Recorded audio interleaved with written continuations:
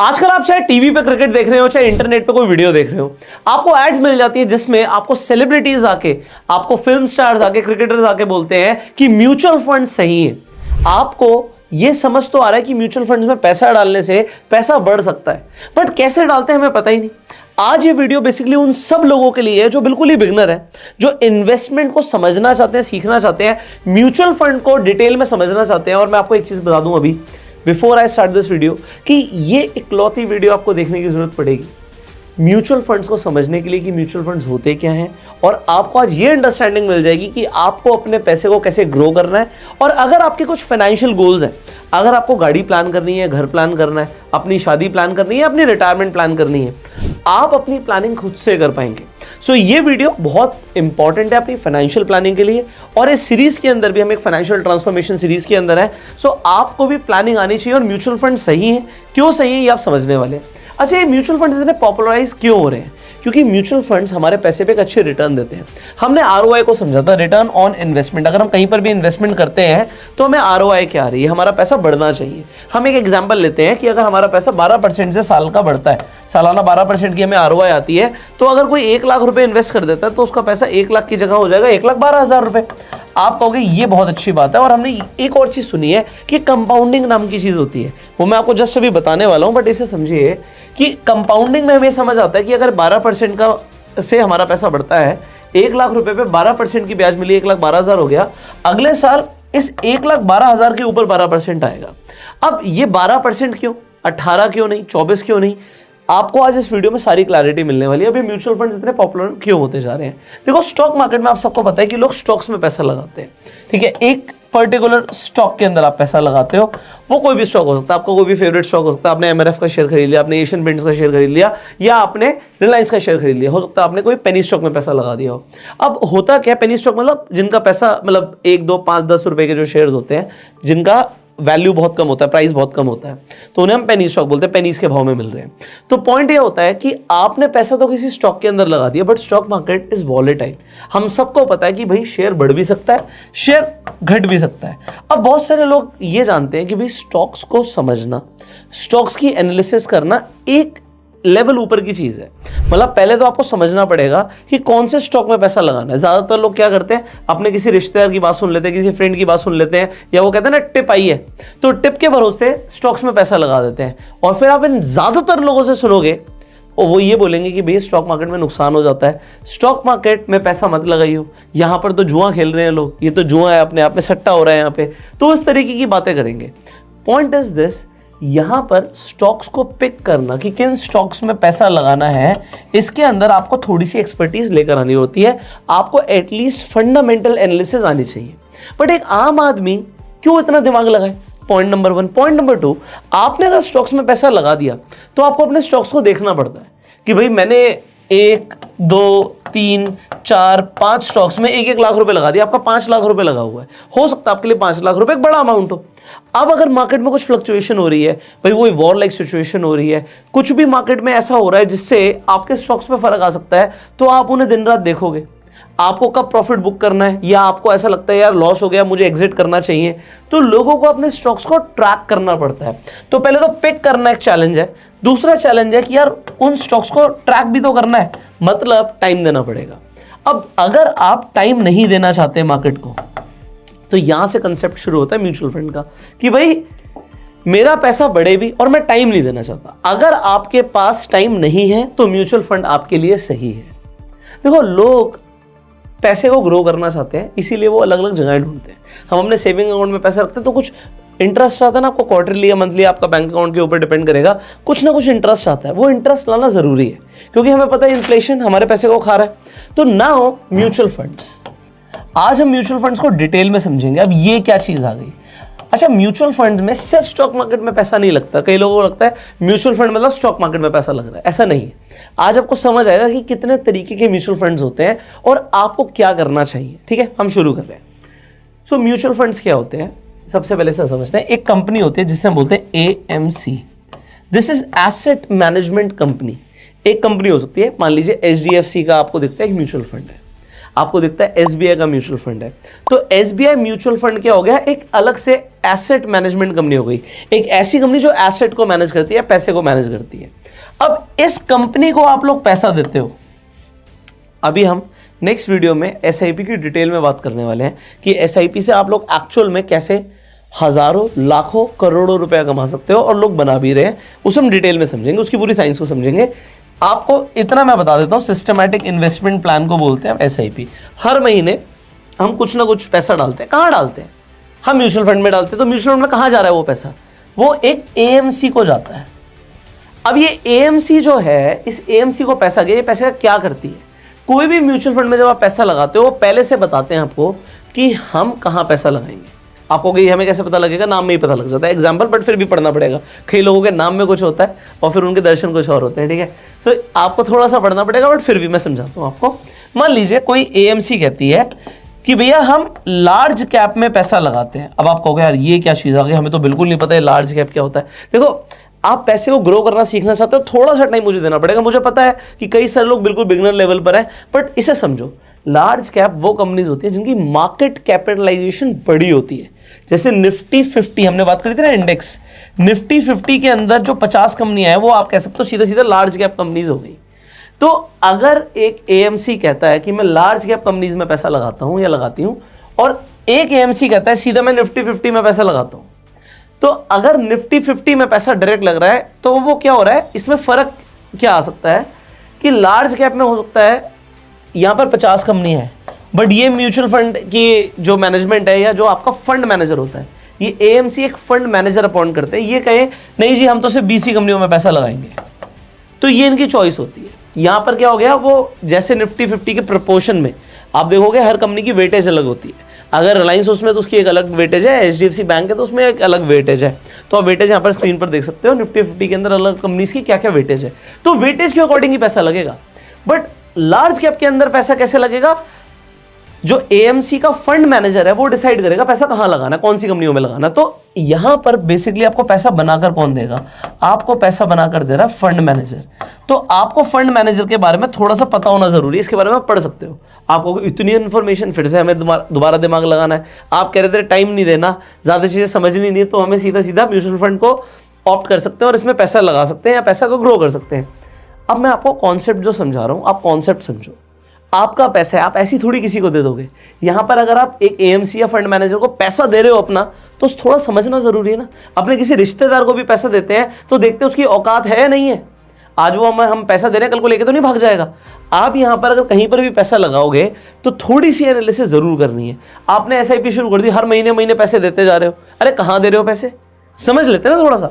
तो अब हमने यहाँ पे बात करी कि म्यूचुअल फंड के अंदर AMC होती है और वो आपको पहले बता देते हैं कि हम पैसा कहाँ लगाएंगे। अब वो पहले कैसे दिखता है, अब मैं यहाँ पे एक स्क्रीनर पे आपको लेके जा रहा हूँ। आप ऐसे इंटरनेट पे बहुत सारे स्क्रीनर्स देख सकते हो, कोई पेड प्रमोशन नहीं है, मैं आपको दिखा देता हूँ। अब आप यहाँ पर देखिए, आप भी हैरान हो जाएंगे। यहाँ पर हम म्यूचुअल फंड में देख रहे हैं भाई, कॉमोडिटी के अंदर ऑप्शन है, डेट के अंदर ऑप्शन है, इक्विटी म्यूचुअल फंड्स है, हाइब्रिड है, ये अदर भी है। इसके अंदर भी आप कैटेगरी देखोगे तो आपको कई तरीके के और भी आपको ऑप्शंस दिखेंगे, ठीक है। इसके अलावा आपको यहाँ पे कुछ प्लान्स दिखते हैं। अब ये IDCW क्या होता है? इनकम डिस्ट्रीब्यूशन कम विड्रॉल प्लान। अब आप कहोगे ये क्या चीज़ है? ये ग्रोथ प्लान क्या होता है? ये बोनस प्लान क्या होता है?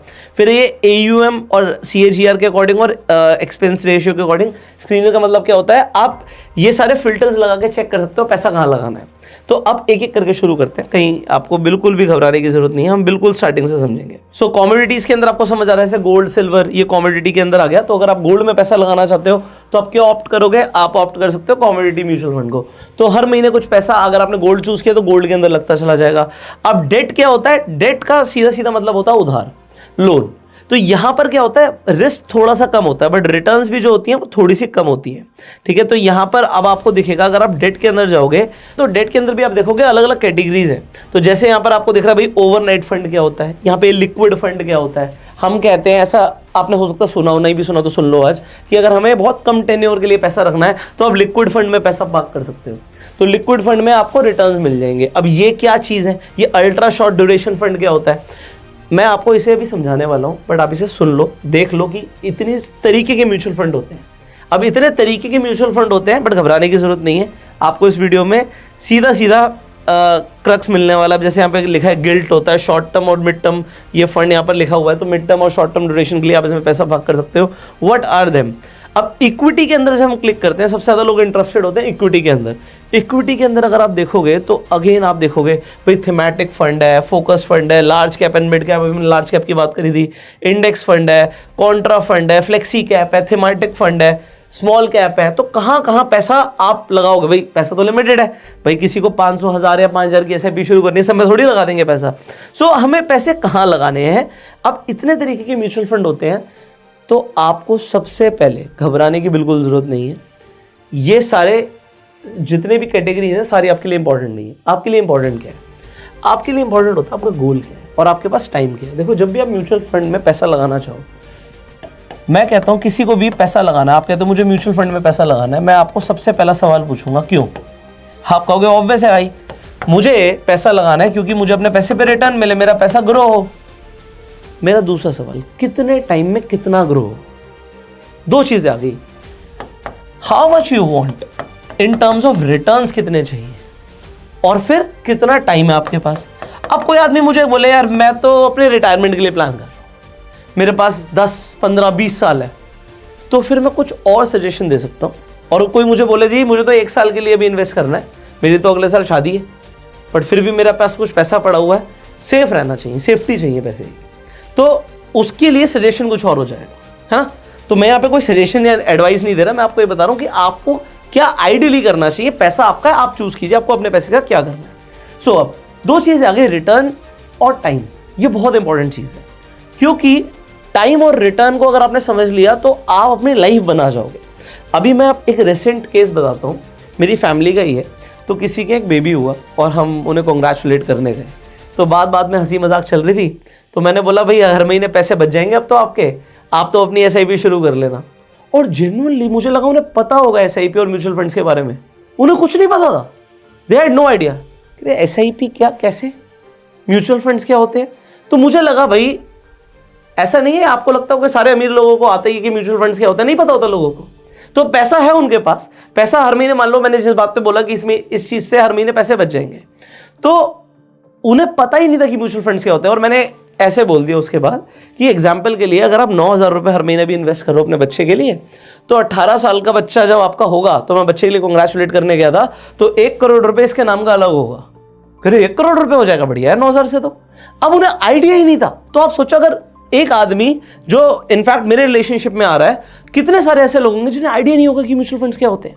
अभी मैं आपको एक यहाँ पे एग्जांपल दिखाता हूँ, जो मैंने बोला, तो आप इसे एसआईपी कैलकुलेटर पे खुद भी देख सकते हो। जो मैंने बोला ये बिल्कुल सही है कि अगर कोई आदमी 9000 रुपए इन्वेस्ट करे, मैं आपको दिखाता हूँ स्क्रीन पर, बट कहां से आएंगे रिटर्न से इंपॉर्टेंट है। सो यहां पर देखिए हमने एक एसआईपी कैलकुलेटर खोला हुआ है। 9000 रुपए अगर कोई इन्वेस्ट करे और उसे एग्जाम्पल के लिए 15% की रिटर्न मिल जाए, आपको 15% की कैसे मिलेगी? निफ्टी ने भी हाल ही में तो 15% के आसपास की रिटर्न दी है, बट अगर हम 15 साल का देखें तो 12.3% की रिटर्न के आसपास सीएजीआर आता है निफ्टी का। तो 15% तो निफ्टी से नहीं आया, बट निफ्टी के अलावा आप क्या क्या कर सकते हो। तो सिर्फ इंडेक्स फंड में लगाओगे तो शायद 15% ना आए, ये तो हमें समझना पड़ेगा ना, शायद ना आए। और इन्वेस्टमेंट पीरियड 18 साल। तो आप देखोगे अगर कोई 9000 रुपए इन्वेस्ट करता है हर महीने एसआईपी के थ्रू म्यूचुअल फंड के अंदर, और 18 साल तक वो इन्वेस्ट करता है, तो 18 साल का जब वो बच्चा होगा लगभग उसके पास 1 करोड़ रुपए होगा, और इन्वेस्टमेंट होगी सिर्फ 19.4 लाख रुपीस की। मोटा मोटा 19.5 लाख रुपए डाला और 1 करोड़ रुपए हो गया। बट यहां पे जैसे मैंने बोला, अगर निफ्टी की ही रिटर्न ले ले 12.3%, तो 1 करोड़ नहीं होगा, थोड़ा कम होगा, 71 लाख रुपीस होगा, दैट इज ऑल्सो डिसेंट। और अगर हम इसे इन्फ्लेशन एडजस्ट कर दें, इन्फ्लेशन एडजस्ट मतलब उस टाइम पे इस पैसे की वैल्यू कितनी होगी आज के हिसाब से, तो अगर हम इन्फ्लेशन एडजस्ट करें तो आज के भी वो 36 लाख रुपए होते हैं। ठीक है, अगर 12.3% की रिटर्न आती है और अगर 15% की रिटर्न आती है तो लगभग ये पैसा 50 लाख के आसपास है, 48.6 लाख रुपीस है।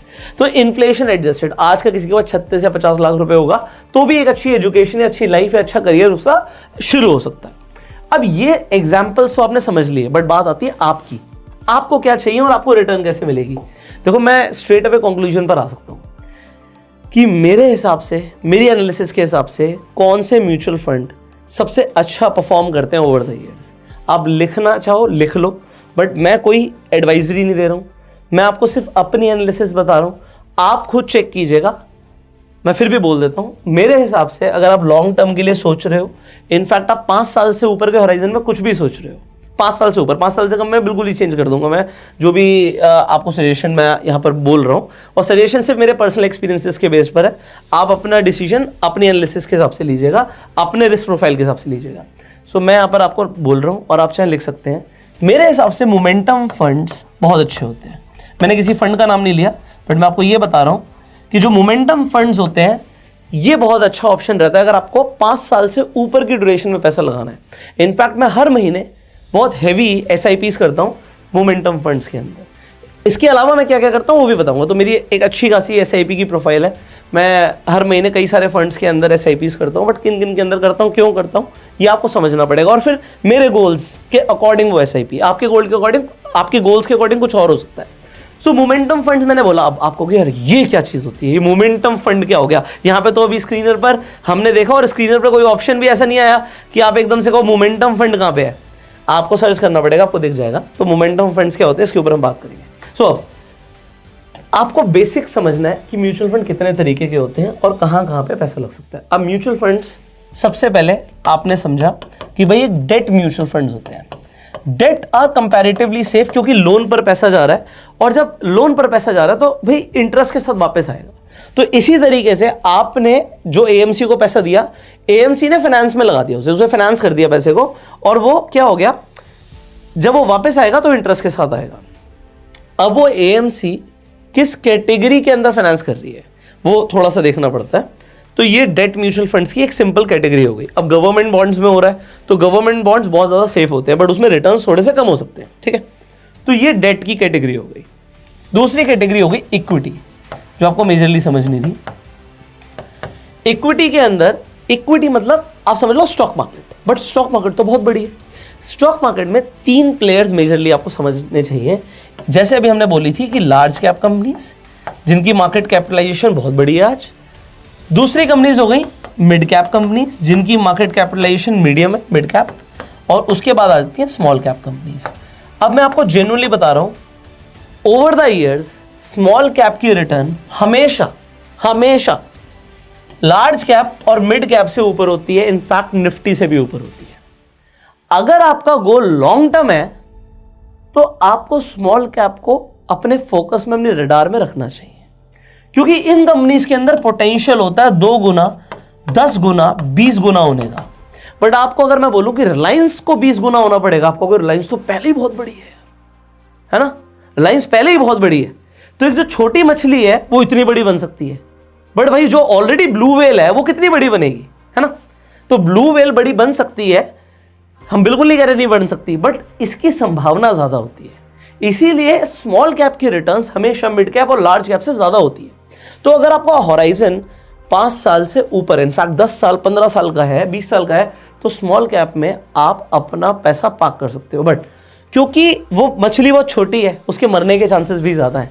बट हम जब म्यूचुअल फंड में पैसा लगाते हैं, हम किसी एक स्टॉक में पैसा नहीं लगा रहे। यहां पर एग्जांपल, आप निफ्टी स्मॉल कैप में पैसा लगाते हो जिसमें 250 कंपनीज आती हैं। आपको अगर 250 में से हो सकता है 50 ना चले, 200 चले, और 200 में से 50 भयंकर चल जाए, ऐसा ही होता है। और जब ऐसा होता है तो इस तरीके के रिटर्न्स भी कई कंपनीज प्रोड्यूस करती हैं। तो हमें तो नहीं पता कि कौन सा स्मॉल कैप का स्टॉक चूज किया जाए, इसलिए हमने क्या किया, 250 कंपनियों पे बेट कर दी। उसके लिए आपने निफ्टी का सीधा स्मॉल कैप का इंडेक्स फंड ले लिया। अब ये इंडेक्स फंड क्या होता है, जस्ट नेक्स्ट टॉपिक है इसी के अंदर कि इंडेक्स फंड क्या होता है और पैसिव फंड और एक्टिव फंड क्या होता है, क्योंकि मैं चाह रहा हूं एक ही वीडियो में ना आपको काफी सारी इंफॉर्मेशन मिल जाए, आपको ना भटकने की जरूरत ना पड़े। तो स्ट्रेट अवे इसके बाद शुरू करते हैं। नेक्स्ट, आप मेरे हिसाब से, अभी हमने उसमें कैटेगरी स्क्रीनर में देखी थी, यहां पर मैं आपको सिंपल बोल रहा हूं, इंटरनेशनल फंड्स। आप इंटरनेशनल फंड्स को समझ लो, ये क्या होता है। आपको लगता है भाई हमारी कंट्री में तो पोटेंशियल है, बट यूएस में भी बहुत पोटेंशियल है, तो इंटरनेशनल स्टॉक्स के अंदर पैसा लगाना है आपको, तो उसके लिए सीधा इंटरनेशनल फंड्स हो गए, वो भी इक्विटी। बट इंडियन इक्विटी की बात नहीं कर रहे हम, सिर्फ हम बात कर रहे हैं कि भाई हमें यूएस की टॉप 500 कंपनियों में पैसा लगाना है। तो आप S&P 500 के म्यूचुअल फंड में पैसा लगा सकते हो, या आप नैस्डैक के म्यूचुअल फंड में पैसा लगा सकते हो, इनफैक्ट आप चाइना की मार्केट में पैसा लगा सकते हो। आपको देखना है कि आपको कहां पर लगता है कि ग्रोथ आ सकती है। पॉइंट यहां पर ये है, मैंने आपको अभी जो मेजरली बताया कि आप डेट में पैसा पार्क कर सकते हो अगर आपका होराइजन जो है 1, 2, 3 साल का है। 3 साल से ऊपर है तो आप सोचिए लार्ज कैप और मिड कैप के बारे में, और अगर 5 साल 10 साल का विजन है तो आप स्मॉल कैप के बारे में सोच सकते हैं। एक होता है फ्लेक्सी कैप। आप कहोगे अब ये क्या है? जैसे नाम बोल रहा है फ्लेक्सी कैप, मतलब जो आपका फंड मैनेजर होगा एएमसी का, उसके पास एक फ्लेक्सिबिलिटी होगी कि भाई यहां से 2 कंपनी ले सकता हूं मैं, यहां से 10 कंपनी ले सकता हूं, यहां से 10 कंपनी ले सकता हूं। उसके ऊपर है कि वो कौन सी कंपनीज में पैसा लगाएगा। बट अगेन फ्लेक्सी कैप की रिटर्न्स बेटर होती हैं, बट स्मॉल कैप अगर लॉन्ग टर्म की बात करें बहुत अच्छे रिटर्न्स देता है। तो आपको करना क्या होता है? आपको सिंपली एक डीमेट अकाउंट चाहिए। हम डिस्क्रिप्शन और कमेंट बॉक्स में डीमेट अकाउंट का लिंक दे देंगे। आप अपनी मर्जी से आप अपना डीमेट अकाउंट खुलवा सकते हैं। डीमेट अकाउंट का फायदा क्या है कि आप स्टॉक मार्केट में इन्वेस्ट कर सकते हो, शेयर्स खरीद सकते हो, म्यूचुअल फंड्स खरीद सकते हो, एसआईपी शुरू कर सकते हो, म्यूचुअल फंड में लमसम इन्वेस्टमेंट भी कर सकते हो, और आपका पैसा कंपाउंड होना शुरू तभी होगा जब आपके पास एक डीमेट अकाउंट होगा। इनफैक्ट आप स्टॉक मार्केट में ट्रेड भी कर सकते हैं, आप फ्यूचर्स एंड ऑप्शंस के अंदर भी ट्रेड कर सकते हैं, इंट्राडे ट्रेडिंग भी कर सकते हैं। उसके लिए आपको एक डीमेट अकाउंट चाहिए। आपको लिंक डिस्क्रिप्शन कमेंट बॉक्स में मिल जाएगा। So you can just open free demat account and start investing. ज़्यादातर लोग इन्वेस्टमेंट ही नहीं करते, पर एटलीस्ट आप अपनी इन्वेस्टमेंट शुरू कर सकते हो। ऑलराइट, सो हमने यहाँ पर एक मेजरली आपको समझाने की कोशिश करी। इसके बाद क्या है? अब हम बहुत सारे और फंड्स के ऊपर बात कर सकते हैं। थीमेटिक फंड्स होते हैं, कॉन्ट्रा फंड्स होते हैं, बट एज अ बिगिनर आपको जो समझने की जरूरत है वो इस वीडियो में आपको मिलेगा। अब नेक्स्ट क्या है? Active versus passive. यहां पे आपके पैसे बचने वाले हैं भाई, तो अपने कान खड़े कर लेना, क्योंकि अगर अब आपने इसे नहीं समझा तो आप अपने पैसे लूज कर दोगे। एक्टिव फंड्स क्या होते हैं कि एक्टिवली जो फंड मैनेजर है वो चेक करेगा इस कंपनी में पैसा लगाना है, इस कंपनी में पैसा लगाना है, इस कंपनी में पैसा लगाना है, वो चेक करेगा। कभी वो शेयर्स को बेचेगा, कभी शेयर्स को खरीदेगा, तो वो आपके लिए एक्टिवली काम कर रहा है। अगर वो एक्टिवली काम कर रहा है तो आपसे वो कुछ फीस भी लेगा, है ना। और एक होता है पैसिव फंड्स। पैसिव फंड्स क्या होते हैं भाई? सीधा निफ्टी 50 के हिसाब से पैसा लगा दिया, ज्यादा दिमाग नहीं लगाया। निफ्टी ऊपर जाएगी पैसा बढ़ेगा, इंडिया की टॉप 50 कंपनियां बढ़ेंगी पैसा बढ़ेगा, वो गिरेंगी मार्केट गिरेगी तो पैसा गिरेगा, सीधी बात। सिमिलरली नैस्डैक की हमने बात करी, हमने S&P 500 की बात करी। ये क्या हो गए? ये इंडेक्स हो गए, ये इंडेक्स हो गए। या आपने भी निफ्टी स्मॉल कैप की बात करी, तो ये सब क्या हो गए? इंडेक्स हो गए। आपने निफ्टी आईटी की बात करी, आईटी स्टॉक्स में पैसा लगाना है, तो इसमें आपका क्या होता है? एक्सपेंस रेशियो कम होता है। इस फीस को बोलते हैं हम एक्सपेंस रेशियो। अब इससे क्या फर्क पड़ता है? देखो जनरली यहां पर ना लूट मची हुई थी। म्यूचुअल फंड्स को ना इतना पॉपुलराइज किया गया, पॉपुलर होने के बाद एक्टिव म्यूचुअल फंड्स ने बहुत दबा के पैसा बनाया। बट ओवर द ईयर्स लोगों ने देखा कि भैया पैसिव फंड्स ही ज्यादा रिटर्न देते हैं। एक शर्त लगी थी वॉरेन बफे की। वॉरेन बफे की शर्त लगी एक म्यूचुअल फंड कंपनी के साथ, और उसमें उन्होंने बोला कि भाई तुम कुछ भी कर लो, तुम S&P 500 की रिटर्न्स को भी बीट नहीं कर पाओगे। और हुआ क्या? वो म्यूचुअल फंड कंपनी शर्त हार गई। S&P 500 ने उस एक्टिवली मैनेज फंड की रिटर्न को बीट कर दिया, आउट परफॉर्म कर दिया। और S&P 500 से ज्यादा रिटर्न डेफिनेटली नैस्डैक की थी। आप इंडिया में बैठ के रुपए में जब इन्वेस्ट करते हो तो आपको 2 फायदे मिलते हैं। अगर आप इंटरनेशनल फंड्स में इन्वेस्ट करते हो, भाई US डॉलर में एप्रिसिएशन होगा, डॉलर का रेट बढ़ेगा तो भी फायदा होगा, और आपका पैसा तो बढ़ेगा ही। अब यहाँ पर आप समझते हैं चीज़ों को कि डिफरेंस क्या होता है। अब मैं आपको समझाने की कोशिश जो करने वाला हूँ इसे समझ लो, ठीक है। देखो पहले तो मैं आपको दिखाता हूँ कि एक्सपेंस रेशियो क्यों इंपॉर्टेंट था, जो मैंने आपको समझाया, क्योंकि इसमें कई सारे लोग समझते नहीं और दे लूज द मनी। तो यहाँ पर स्क्रीनर पर आपको क्लियरली दिखता है कि एक्सपेंस रेशियो नाम का फिल्टर है। आप ये देख सकते हो कि भैया मुझे लो एक्सपेंस रेशियो वाले फंड सजेस्ट करो, तो यहाँ पे लो एक्सपेंस रेशियो वाले फंड्स आ जाएंगे, ठीक है, एक्सपेंस रेशियो के अकॉर्डिंग। तो अगर आप एक्सपेंस रेशियो के हिसाब से देखोगे, अगर मैं हाई की बात करूं तो यहाँ पर देखिए लगभग 2% तक आपने 1 लाख रुपए इन्वेस्ट किया, लगभग 2% तक ये म्यूचुअल फंड आपके पैसे में से पहले अपनी फीस ले लेगा और इन्वेस्ट ही 98,000 करेगा। ऐसे जरूरी नहीं है कि जिस फंड का एक्सपेंस रेशियो ज्यादा हो वो अच्छा ना हो, बट हम क्या सजेस्ट करेंगे आपको कि भाई जितना कम हो एक्सपेंस रेशियो उतना बेटर है। बाकी आपकी अपनी एनालिसिस है। तो मैं आपको ये बताना चाहूंगा कि एक्सपेंस रेशियो की जब हम कम की बात करते हैं, you can get the funds as low as 0.02% of the fees. तो कहां 2%, कहां 0.02%, 20 पैसा भी नहीं, 2 पैसा। आप सोचो, अगर 1 लाख रुपए की हम बात कर रहे हैं, 2% हो गया 2000, 0.2 होता 200 रुपए, यहां पे हो गया 20 रुपए, तो कहां 20 रुपए, कहां 2000 रुपए। सो ये एक्सपेंस रेशियो से फर्क पड़ता है। बट क्या आप ये सोचेंगे कि भाई कहां, जहां पर एक्सपेंस रेशियो 0.02 है, बस बिना कुछ सोचे समझे वहीं पे पैसा लगा दे? नहीं, ऐसा नहीं करना। हमें क्या चाहिए, हमें पहले वो फंड चूज करना है जो हमें चाहिए। तो मैंने आपको बताया, पहले आप अपना टाइम ड्यूरेशन देखिए। मैंने आपको बताया कि आपको ज्यादा कहां से रिटर्न ज्यादा मिल सकते हैं। अब आप कहेंगे सर वो मोमेंटम फंड रह गया, कि हमने मोमेंटम फंड की बात करी थी और यहाँ पर ये 3 चीजें और रह गई कि ये क्या होता है। मैं आपको पहले बता देता हूँ, यहाँ पर आ जाते हैं, फिर मोमेंटम फंड पे चलेंगे। ये IDCW जो लिखा हुआ है, इनकम डिस्ट्रीब्यूशन कम विड्रॉल प्लान, मतलब कि जैसे जैसे आपका टाइम ड्यूरेशन बढ़ता है, आपको पता है स्टॉक्स में डिविडेंड मिलता है, तो ये कुछ ऐसे प्लान्स होते हैं जिसके अंदर आपको पहले से पता होगा कि आपको एक विड्रॉल हर महीने मिलेगा, मतलब आपको एक रेगुलर इनकम शुरू हो जाएगी। वो आप ही के पैसे के ऊपर जो रिटर्न्स प्रोड्यूस हो रहे हैं, डिविडेंड्स आ रहे हैं, उसके अकॉर्डिंग आपको इनकम मिलनी शुरू हो जाती है। ग्रोथ क्या होता है कि आपको जो डिविडेंड्स रिसीव हुए होंगे, मतलब आपके म्यूचुअल फंड ने स्टॉक्स खरीदे, स्टॉक्स ने डिविडेंड दिया, तो वो डिविडेंड री इन्वेस्ट हो जाता है, उससे और शेयर्स खरीद लिए जाते हैं, तो यहां पर ज्यादा ग्रोथ मिलती है। और बोनस क्या होता है, बोनस क्या होता है कि डिविडेंड का पे आउट उस कंपनी को होगा, AMC को, तो आपको हो जाएगा। मतलब देखो, स्टॉक्स खरीदे हुए हैं AMC ने, तो पैसा तो आपने दिया था ना, तो स्टॉक्स का जो डिविडेंड AMC के पास आया, AMC ने वापस आपको दे दिया, तो ये हो गया बोनस। ठीक है, अब हम बात कर रहे थे मोमेंटम फंड्स की। अब ये क्या होता है, चलो मैं आपको मोमेंटम फंड समझाता हूं। तो बेसिकली हम इक्विटी के अंदर जाएंगे, तो अगर आप यहां पर देखिए, मैंने यहां पे सर्च किया मोमेंटम, एक एग्जांपल है, तो हमने निफ्टी 200 मोमेंटम 30 इंडेक्स ले लिया। अब आप कहोगे यार इसकी आज की रिटर्न तो 1.31% नीचे है, तो मार्केट भी गिरी है आज, बट अगर मैं इसकी 1 साल की रिटर्न देखूं तो 16.56% की रिटर्न है। अगर हम यहां पर निफ्टी की बात करें, हम सिंपली निफ्टी की बात करें, तो निफ्टी की 1 साल की रिटर्न यहां पर 11% की है। तो मोमेंटम फंड ने ज्यादा बेटर परफॉर्म किया। अगर आप निफ्टी की 5 साल की रिटर्न भी ले लोगे, तो 5 साल की निफ्टी की रिटर्न यहां पे आपको 90.75% की दिख रही है, 90.75। हम मोमेंटम पे चलते हैं, एग्जांपल है, मैं नहीं कहता उस फंड में आप पैसा लगाओ, आप सर्च करो, बहुत और भी आपको मोमेंटम फंड्स देखेंगे जब अपने डीमैट अकाउंट में लॉगिन करेंगे। सो अगर आप 5 साल की रिटर्न देखोगे तो आपको हो गया ये तो 86.11 है। बेसिकली वो 86.11 नहीं है, ये फंड ही 2020 में शुरू हुआ है, तो 2020 से लेकर अभी तक ही इसने 86.11% की रिटर्न दे दी। कहने का मतलब क्या है कि आपको मोमेंटम के अंदर अच्छी रिटर्न्स मिल सकती हैं। अब इसका मतलब क्या है, मोमेंटम का मतलब क्या है, तो इसे एक बार समझा देता हूँ कि why I like momentum fund. Basically तो सिंपल सा एक, अब मैं अभी टेक्निकल एनालिसिस में नहीं जा रहा हूँ, वो अभी ट्रेडिंग हमें नहीं सीखनी है, हमें अभी SIP के थ्रू, म्यूचुअल फंड के थ्रू पैसे को ग्रो करना सीखना, वो हम आगे कभी बात करेंगे। तो इतना अगर आपको पता होगा, हम न्यूटन्स के लॉ की बात करते हैं। न्यूटन्स का लॉ क्या कहता है, जब हम इनर्शिया के कंसेप्ट को हमने क्लास 10th में समझा था, तो कहता है भाई any object that is in motion will remain in motion till the time कुछ एक्सटर्नल ऑब्जेक्ट आके उसे रोकता नहीं, है ना, इतना आपने सुना हुआ है।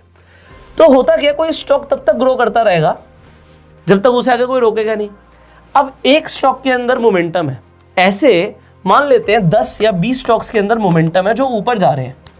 अब यहां पर क्या होता है, जो फंडामेंटल एनालिस्ट होगा, जो वैल्यू वाले वो कहते हैं ना वैल्यू इन्वेस्टर्स होंगे, वो इन फंड्स में पैसा नहीं लगाएंगे।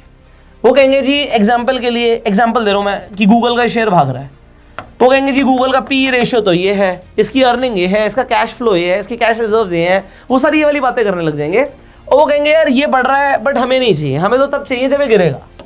तो वैल्यू इन्वेस्टर क्या करता है, वो स्टॉक को तब खरीदता है जब वो गिरा हुआ होता है, उन्हें लगता है गिरेगा तो फिर वहां से बढ़ जाएगा, बट जनरली जरूरी नहीं कि हमेशा ऐसा हो। तो 2 तरीके के अलग अलग माइंडसेट है। एक वो आदमी है जो भागते हुए घोड़े पे पैसा लगा रहा है कि भाई ये घोड़ा भाग रहा है, ये भाग रहा है, ये भाग रहा है, तो ये और भागेगा, ठीक है।